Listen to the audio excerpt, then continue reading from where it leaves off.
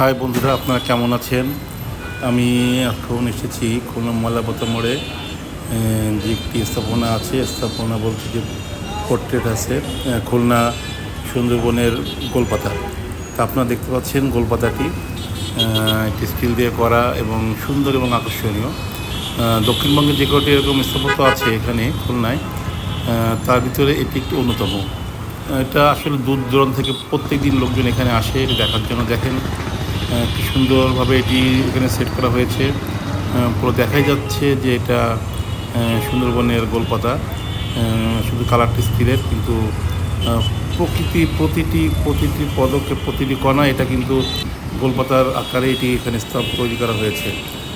তা আপনাদের দেখানোর চেষ্টা করছি যে এটি নিখুঁতভাবে এখানে স্থাপন করা হয়েছে। এখানে দূর দূরান্ত থেকে প্রতিটা মুহূর্তে লোকজন এখানে আসে এবং দেখে এবং এর মনোরম সৌন্দর্য উপভোগ করে।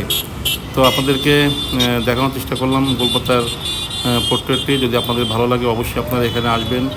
ঠিক ময়লাপথা মোড়ের উপরে এটি অবস্থিত, আপনারা দেখবেন, এবং পাশে আছে ময়লাপথা মসজিদটি দেখতে পাচ্ছেন আপনারা। তা আপনারা আসবেন এবং এই এই গোলপাতার সৌন্দর্যটি আপনারা উপভোগ করবেন।